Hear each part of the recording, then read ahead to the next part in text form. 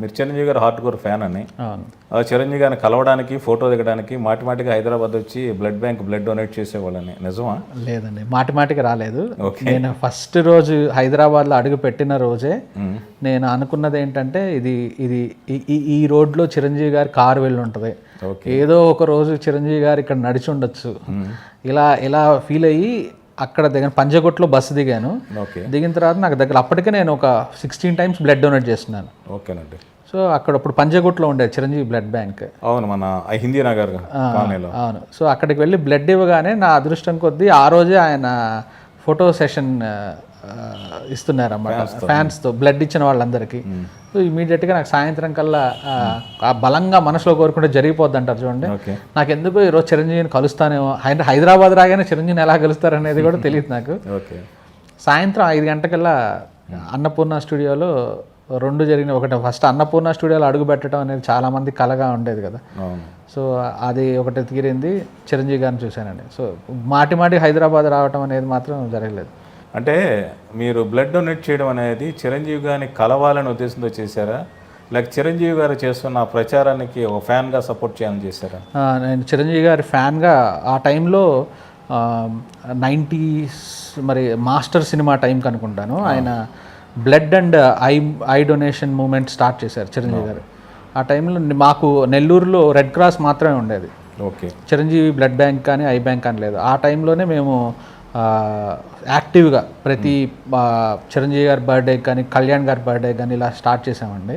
అప్పటికే నేను అందుకే 16 సార్లు ఇచ్చేస్తున్నాను. తర్వాత హైదరాబాద్ వచ్చిన తర్వాత ఇంకొక 4 సార్లు అట్లా స్టార్ట్ చేశాను. సో చిరంజీవి గారు ఇచ్చిన పిలుపు మేరకే అప్పుడు చేశాను. బేసిక్గా నాలో స్వతహాగా కూడా అది ఉన్నింది, సహాయం చేయాలి మనం, ఏదో ఒకటి చేస్తే నాకు చాలా ఆనందం ఇచ్చేది ఆ పని. అందుకని సో మా నానమ్మ, తాతయ్య, మా అమ్మమ్మ వీళ్ళందరికీ మేము ఐ డొనేషన్ కూడా దాదాపు మా మదర్ ఒక 100 people కళ్ళు సేకరించి నేత్రదానం చేయించారు మా మదర్. సో ఇదంతా ఇన్స్పిరేషన్ చిరంజీవి గారే.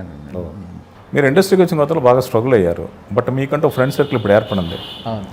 ఎస్కేఎన్ గారు కావచ్చు, మారుతి గారు కావచ్చు, బన్నీవాస్ గారు, అంటే ఫ్రెండ్ అని కాకపోయినా మిమ్మల్ని ఆదరించే ఒక సర్కిల్ అంటే ఏర్పడింది. ఇది ఎలా సాధించగలిగారు? మా అందరికీ కామన్గా ఒకరే అండి, చిరంజీవి గారు. ఓకే, ఫ్యాన్స్ కావడమే. మేము అందరం ఫస్ట్ నుంచి చిరంజీవి గారు ఫ్యాన్స్గా ఇక్కడ ఇండస్ట్రీకి వచ్చాం. ఎస్కేఎన్, నేను, వాసు గారు, మారుతి గారు, ఇంకా మొత్తం ఈ బ్యాచ్ అదే ఇప్పుడు ఎవరైతే ఉన్నా అందరికీ ఒకరే కామన్ హీరో.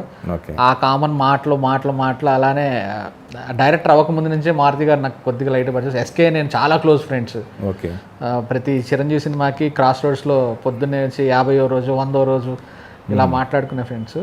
ఒకసారి డైరెక్టర్ అయిన తర్వాత ఇంకా ఎక్కువైంది అది. సో ఫ్యాన్స్ అందరూ ఇప్పుడు ఫిల్మ్ ఇండస్ట్రీలో సెటిల్ అయిపోయారు, ప్రొడ్యూసర్లుగా, డైరెక్టర్. ఇప్పుడు ఏలూరు సీను, పిఆర్ఓ కానీ అందరూ ఫ్యాన్స్ మేము అందరం. అవునవునండి. మరి మీరు డైరెక్టర్ అయ్యి చిరంజీవి గారిని కలిసారా? చాలాసార్లు కలిసాను, విపరీతంగా. అసలు నేను ఫ్యాన్ కాకముందే ఒక 30-40 సార్లు కలిసి, అది డైరెక్టర్ కాకముందే 30-40 సార్లు కలిసి ఉంటాను. డైరెక్టర్ అయిన తర్వాత కూడా చాలాసార్లు కలిసాను. ఓకేనండి. ఇప్పుడు బన్నీవాస్ గారి మీద ఆ మధ్య ఏవో కొన్ని ఆరోపణలు వచ్చాయి. అవును. ఇండస్ట్రీలో ఎవరో మాట్లాడలే, ఆయన కూడా సైలెంట్గానే ఉన్నారు. కానీ మీరు మాత్రం ముందుకు వచ్చి దాని గురించి ఎందుకు అంత గట్టిగా మాట్లాడారు?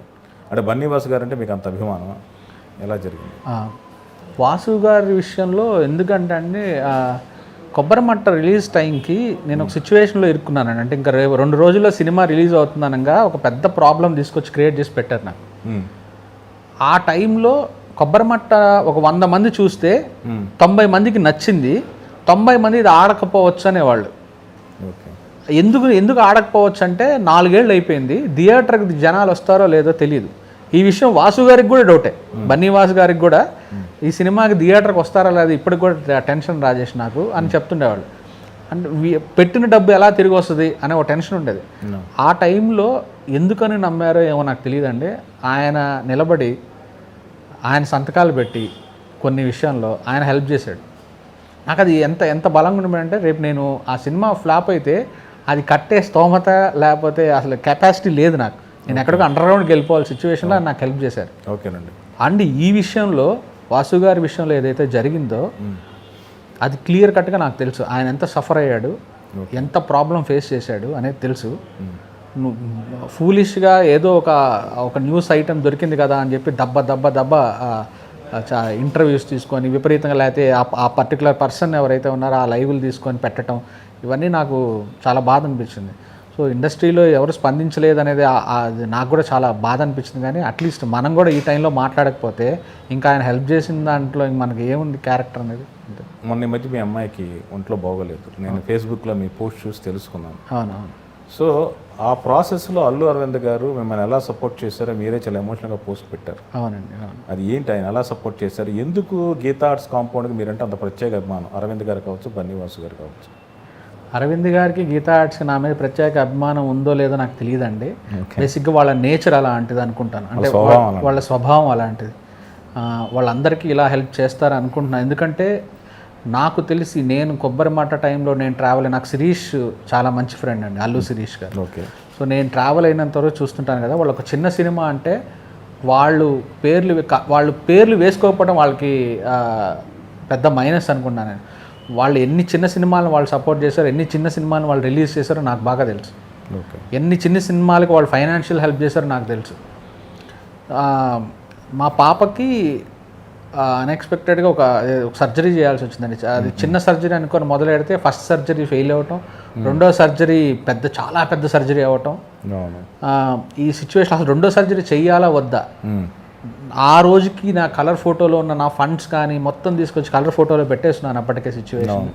ఈ టైంలో డాక్టర్స్కి ఎవరైనా సరే ఒక కొద్దిగా ఇతను ఎవరైతే ఉన్నారో ఆ పాప ఫాదర్ ఎవరైనా కొద్దిగా ఇంపార్టెంట్ పర్సన్ అని ఎవరైనా ఒక పెద్ద మనిషి చెప్పిస్తే బాగుంటుందని నేను బన్నీవాసు గారి త్రూ అరవింద్ గారికి కాల్ చేయించుకొని, సార్ మీరు ఒక మాట చెప్తే డాక్టర్స్కి కొద్దిగా జాగ్రత్తగా ఈ పర్సన్ ఎవరో తెలిసిన వాళ్ళు అని ఒక నమ్మకంతో చేస్తారని ఆయనకు ఫోన్ చేస్తే, కానీ అక్కడ ఆయన చేసింది ఏంటంటే ఒక 4 డాక్టర్స్ని కాన్ఫరెన్స్లో పెట్టి ఆ కంపెనీ ఆ హాస్పిటల్ CEO గారిని లైన్లో తీసుకొని 1 గంట సేపు ఆయన మాట్లాడి, కొన్ని ఆయన ఇంకా ఏమైనా చేయగలరా అని ఆలోచించి, డాక్టర్స్కి అసలు డబ్బుల గురించి ఆలోచించద్దు, ఏమైనా ఉంటే లైక్ అని నాకు ఫోన్ చేసి, నువ్వు డబ్బులు అనేది పక్కన పెట్టేసి I'm going to pay that. ఇంకా ఆ టైంలో నాకు అసలు ఏం చెప్పాలి నాకు అర్థం కాదు. ఎవరు సాయి రాజేష్, హృదయకాలం కొబ్బరి మట్ట అనేది ఇండస్ట్రీయే గుర్తించినప్పుడు. అవునండి. సో ఇండస్ట్రీలో హ్యుమానిటీ ఉంటుంది. ఇక్కడ గ్లామర్ స్టార్డమ్ కొంతకాలం ఉంటుంది అంటున్నాం, వాళ్ళ ఉండే హ్యుమానిటీ అంటే చాలా సెన్సిబుల్గా స్పందించగలిగే వాళ్ళు ఇక్కడ సక్సెస్ఫుల్ స్టార్స్, ప్రొడ్యూసర్లు, ఆర్టిస్టులు, డైరెక్టర్లు అవుతారు. సో వాళ్ళు మీ పాప పట్ల అంతగా స్పందించారు, మీ పాప రికవర్ అయింది. మీరు చెప్పారు, నేను ఎవరిని అరవింద్ గారు నా గురించి అంత ప్రత్యేకించి ఫోన్ చేసి మాట్లాడి హెల్ప్ చేశారు. నిజం. ఒక రకంగా మన దగ్గర ఆ హ్యుమానిటీ యాంగిల్ ఎందుకో ఇండస్ట్రీలో చాలా ఎక్కువ ఉంటుంది.